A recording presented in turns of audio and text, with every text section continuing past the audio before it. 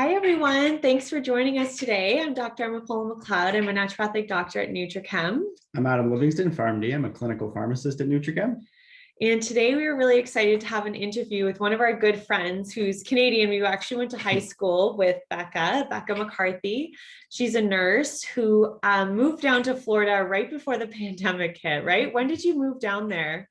Well, it was, I started nursing July of 2019. Okay. But, So yeah. Yeah. So almost right before, like similar, you only had a good 6 months, but so Becca lives in Fort Myers and she works in a hospital in Fort Myers in the interventional radiology department. So we're going to ask her some questions today, but we thought it'd be interesting because, Florida has taken a very different approach than a lot of other places around the world. And I think especially, with what's going on in Ontario, we wanted to have the view of someone who's been through kind of the thick of it and kind of is moving through the other side, but maybe to provide a little bit of hope and different view that things can become normal for us one day. Yeah. So maybe you can walk us through, when things started to ramp up, because I know we had a lot of conversations like over the phone and texting, when things were starting to get really scary in fact, like March and stuff. And I know a lot of your colleagues who are in Ottawa and Ontario right now are kind of feeling the way you were feeling about a year ago. So maybe you can kind of walk us through the timeline of where things were at and kind of where things are at right now for you in your hospital. Yeah. So I think it was right at the end of February of 2020. We had a couple come off a cruise.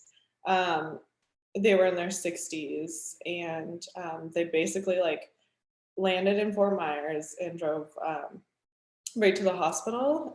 They were both scanned through our department, through a CAT scan, and then we're basically immediately admitted to the ICU for respiratory failure.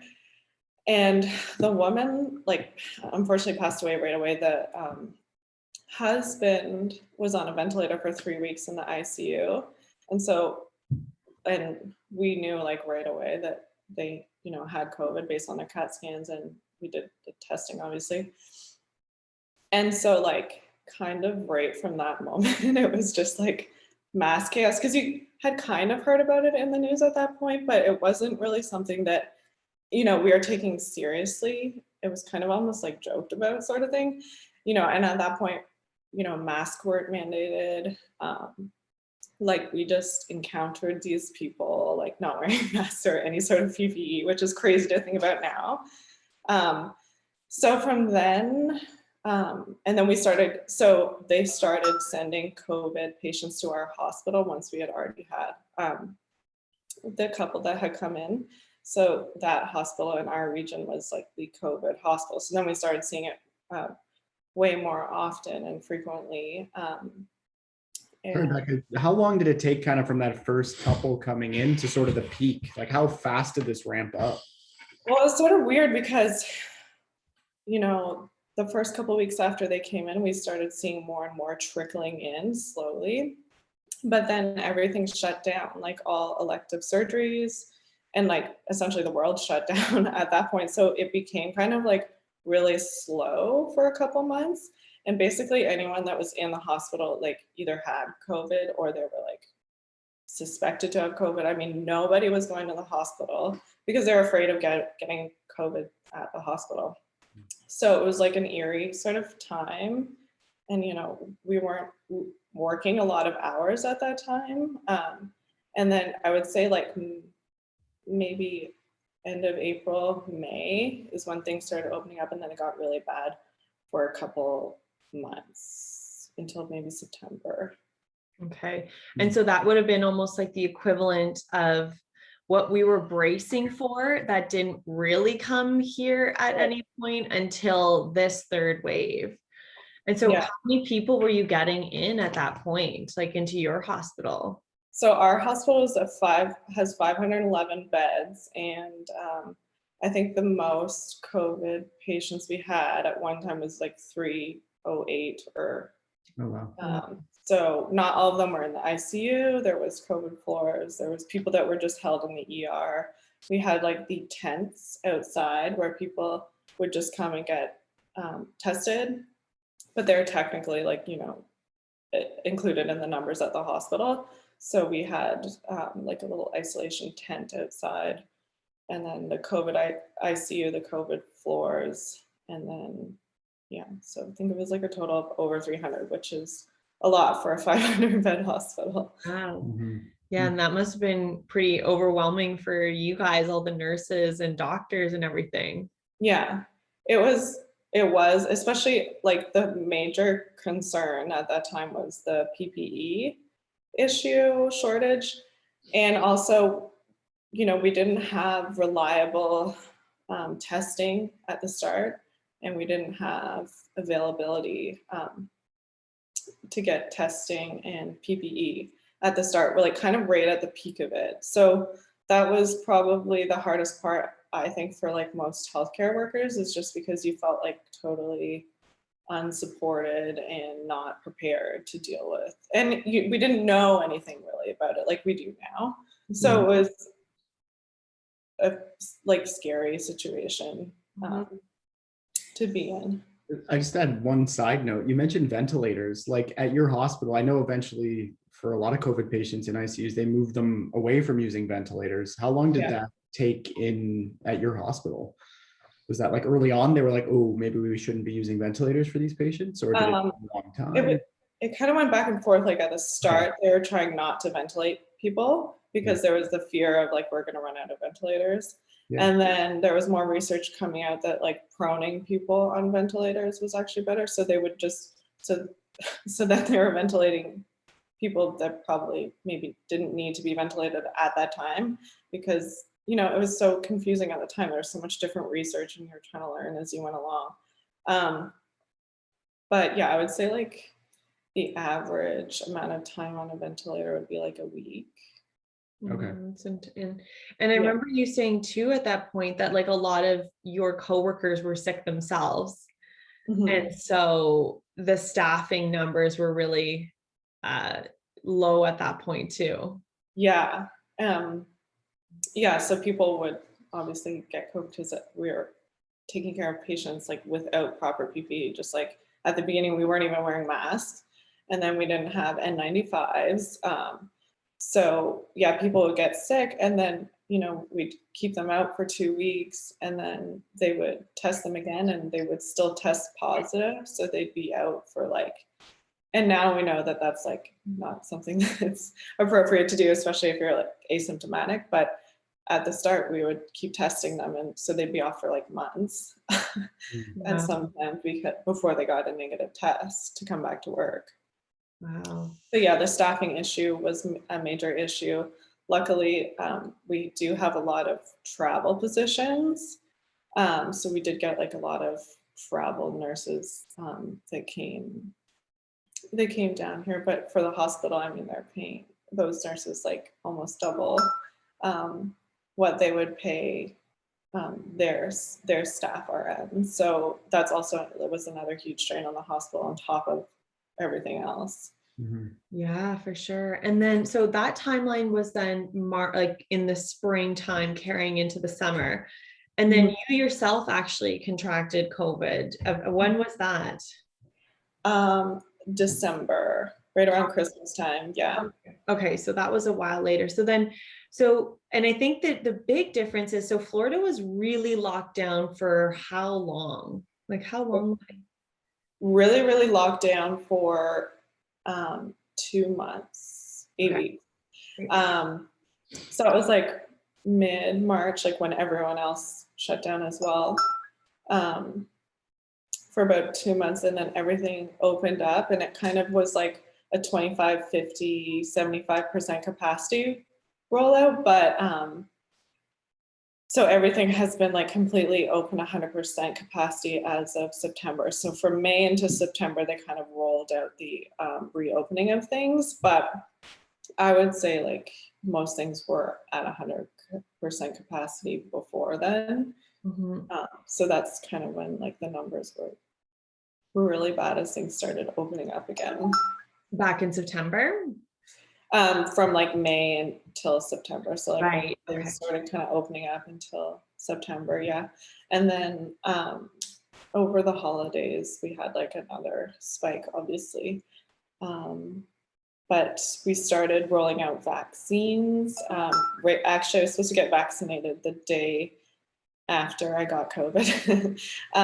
So end of December, we started vaccinating like healthcare workers and everyone. And now in the state of Florida, anyone over 18 can get vaccinated. So we are lucky in that sense that we were able to start vaccinating earlier than up in Canada right now. Yeah, for sure. Beforehand, we were looking at some of the statistics, and it looks like, what was the percentage of Floridians that are fully vaccinated? About 30%? Yeah, 30, no, 40% have at least one dose, and then there's probably massive herd immunity because the huge numbers of people who have actually gotten COVID compared to, like we said, in Ontario, where things were relatively low for a really long time. Like we had surges, but nothing close to, I think, the levels that were being seen in Florida. But how did you feel as a healthcare provider when things were starting to open up, like fully open up? Like what were you guys talking about in your hospital and stuff? I think like initially I was upset and just I was still like so anxious all the time being at work and still learning a lot about it. And you know, now it's easier for me to put into perspective, but then I was just seeing the worst situations possible and people, you know, my age getting really sick from it. So initially when things were opening up, I was like, this is like, we shouldn't be doing this. I was angry. I would like get upset seeing people going out and doing things, you know, with other people. Because I was like, it's just not fair. Like this is why we're in the position that we're in, and it's not going to change. It's going to keep getting worse. So initially I was upset. But I think that's kind of how I see like some of the healthcare workers that I talk to up in Ottawa. I feel like that's kind of the situation they're in right now, which I can completely understand because they're kind of in the thick of it now. But I think it's important to, like what I've learned from it is it's important to realize like everyone's going to handle this differently, and people, you know, they're losing their jobs or losing family members. I mean, everyone's going to handle this the best way that they can, and it's important not to like judge other people or let that affect, you know, your views on certain people, which is what I learned because it's here, it's going to be here. We just have to learn to live with it, and everyone's going to handle it, you know, differently. Yeah, and you know, you were also saying too, how like letting go, like kind of you don't really have a choice. Like it's opening up whether you like it or not, and you're still going to be working in your hospital, and you yourself have been sick. But you were kind of mentioning releasing, looking at constant numbers and having like constant bombardment from the media. And I think that's where we're at right now is it's a bombardment of numbers and cases and COVID. And it's a year now where we've been dealing with this, and it's exhausting and very overwhelming. Yeah, I think that's something that, you know, our hospital's done pretty good at is they kind of stop. I mean, we used to get like, we were talking about this, daily emails with numbers and statistics, and it would just be like, you know, you'd be going along doing, you know, the numbers would be getting better, and then you would just see a massive surge, and it's just like completely defeating. And I don't think, for me, it wasn't beneficial. It would make me anxious. It would just make me feel like totally burnt out and drained and kind of like, what are we doing? And like, when I talk to, you know, like Canadian nurses, they're always, you know, mentioning numbers and kind of like posting articles that are like, you know, like stay home or you'll end up on a ventilator, kind of like, this is like not what we need to be promoting now. Like we're all exhausted. It's been over a year. I think we just need to like support each other and like do the best that you can do for yourself. Try and be safe, try and get vaccinated if you can. But I just don't think the constant like this is like something that's going to be here for a while. So going, you know, and it's always going to go up and down, and we can always, you know, I don't think the number and the like kind of scare tactic is really like benefiting people at this point at all. Yeah, I couldn't agree more. And in you guys, it's so interesting because we see a surge and we lock down. Yeah. We see a surge and we lock down, and that has like that's but each lockdown, people are starting to push back more and more. Right. But it's super strict now. It Like crushes people's mental health. So yes. and the economy. And schools are closing. And I mean, I like right now, I do understand because of where we're at right now. And we have been 2 months behind on vaccinations compared to where like somewhere like Florida has been. So that's 2 months of, you know, you guys have been at over 18 for vaccinations for a while now. And so we're just, we're, you know, so I understand where we're sort of a month or two behind you guys. at least 2 months in terms of behind. things opening. And that's, you know, only one dose, and we don't have that herd immunity. But like you said, just the pressure and the fear is like crushing, I think. Yeah, I agree. And I think the main difference is like people don't really stand for that down here. Like they're a little bit more like they're not as inclined to like just sit at home because like the government tells them to. I mean, that like doesn't work here, which is good and bad for different reasons. But I think, you know, like I had to stop watching the news down here when it was really bad. Because it was just like really, I would like put on the news and just feel like completely overwhelmed and have to turn it off because I was like, I deal with this all day and I can't, like, it's crushing. And it was extra crazy in the US with, you know, the recent election and everything, and like things like masks being put aside. It's not a good year. Yeah, it's been a rough one. It's been a crazy year for you.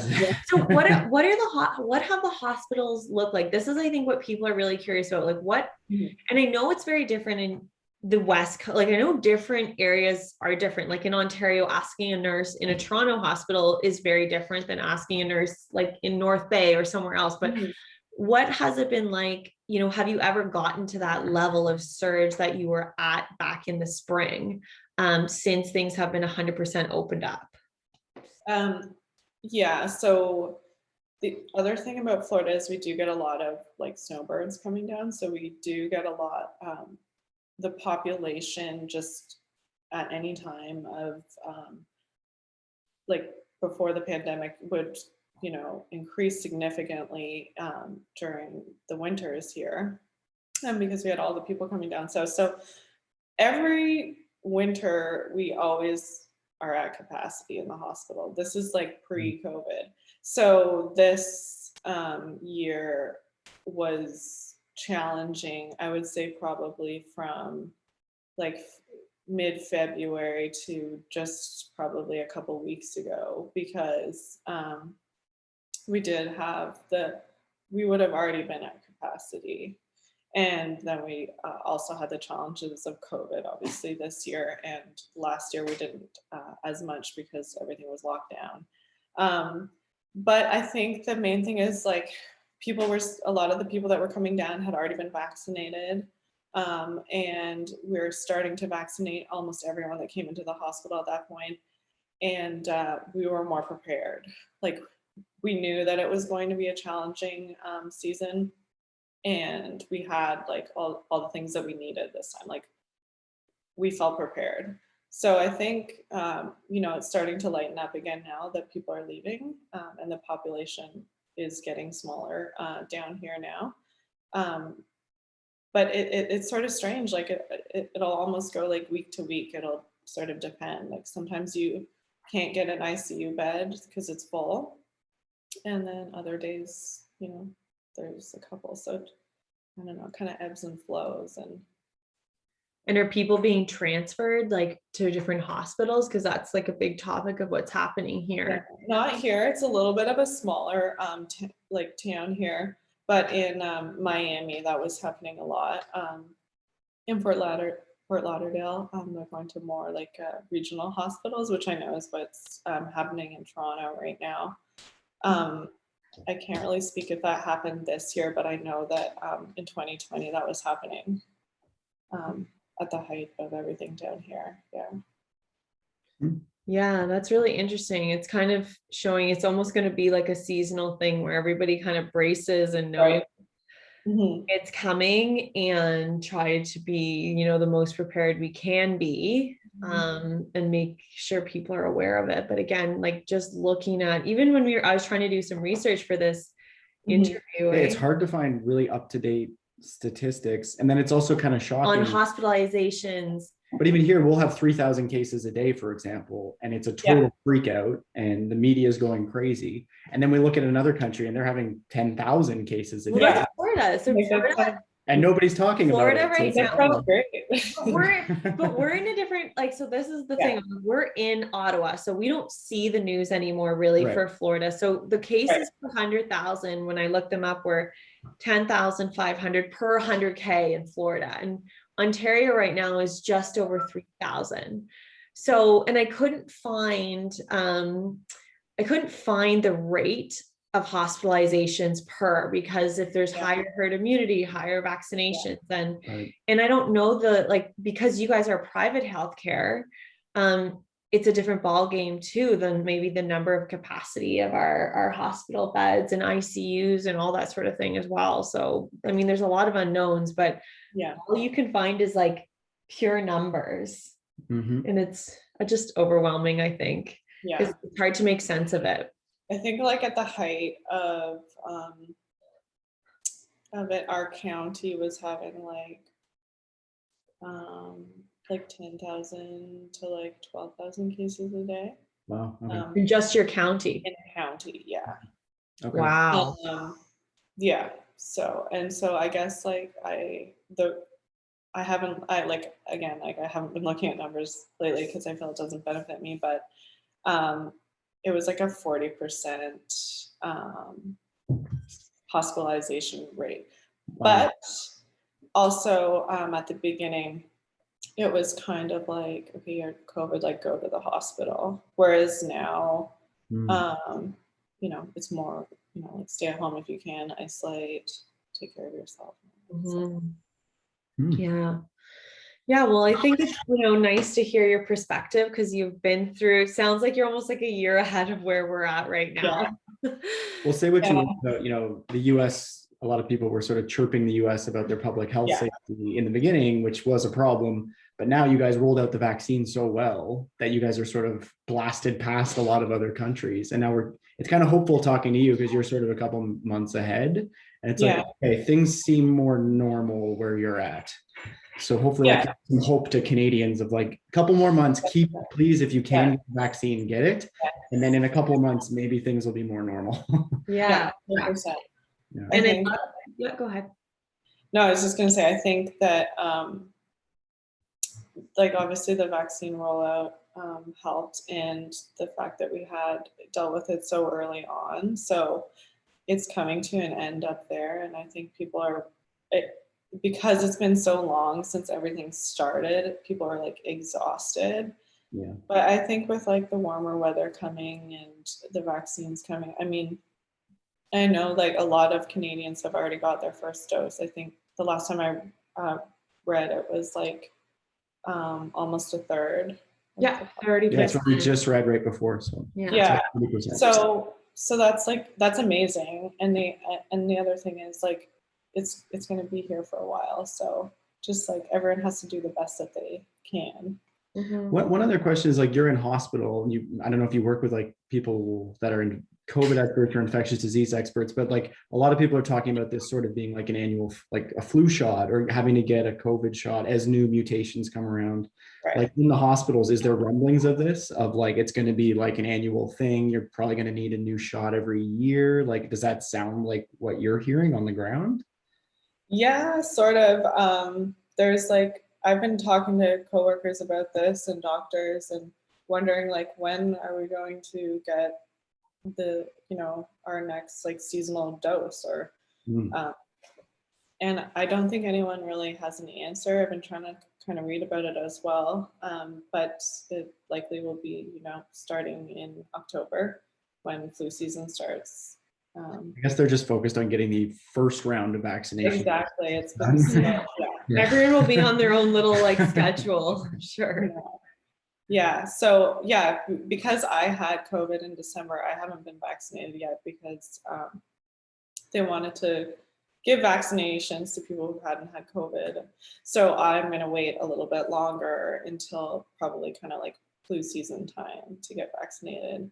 And, like I'm not traveling and doing all sorts of stuff. So I don't feel like right now I need to. But so I think a lot of people are kind of doing that as well, like going to wait sort of. So it'll be interesting to see how like flu season and vaccination will go. Like if we'll see like a big need and shortage then or what will happen then. I feel like we've learned so much, but I love what you said about, kindness, because, there's another podcast we were listening to, and when we're anxious and we're afraid and we're stressed out, we tend to just look at something and want to just blame, oh, it's this is the problem. Like people aren't locking themselves down hard enough. People are still going outside, like trying to find someone to blame when you're exhausted and you're fatigued. But at the end of the day, you don't know other people's stories. You don't know what's going on. Everyone is doing the best that they can. And, everyone's kind of in this point too. So there's places that have opened up, and the nurses, well, talking to you, you're managing okay, better now, right, than you were? Oh yeah, definitely. Yeah. I think, and also just like learning more about it. I mean, at the start, it was just crazy because everything was so new and you didn't, obviously when you don't have information to deal with a situation, you're like completely unprepared and then you don't have ways to protect yourself and then you're working crazy hours and like exposing yourself all day. So you're just like angry and upset and you're like, how is this the state of like healthcare in North America? Like, how are we not prepared to deal with this better? So yeah, like you said, you just like find an outlet and take it out on that. But I think that it's been a good year to learn and grow and, like people's mental health is a huge issue right now, kind of stemming from this. So I think that at Nutrichem, we've been saying sort of there's a second pandemic of anxiety and depression. Anxiety and depression is like just talking to patients in the clinic or the pharmacy. It's just everybody's anxious. There's that new term. There's a new term. I don't know if you guys have like been seeing this across social media. It's called languishing. Yeah. Where it's like people are not, they're like, I'm not depressed. Right. I'm not crazy suffering from anxiety, but I'm like so apathetic. Like I have like no hope, no excitement, no drive, just like complete blah. So I think everybody's kind of in that zone right now. So yeah, that's the other thing. Like everyone, I always at the start of it, I see the sign saying like we're all in this together, and I feel like, oh, shut up, because like, I'm just so angry at like everything. But it's true, like nobody has dealt with this kind of thing before, so you just have to like be mindful of each other and what everyone's going through, and if somebody needs to like go out to a park or go to a gym or whatever to keep their mental health in check, then you have to respect that. And yeah, I agree. Carry on and do the best we can. Exactly. Well, thank you so much for this, Becca. Yeah, thanks, this was Becca. Thank you. Super. This was great. This is a great conversation, and I'm sure people really appreciate it. And if anyone has any comments, you can always feel free to comment below. Only kind things. Otherwise, we don't want to hear it. Have a lovely day, everyone. Thank you. Bye.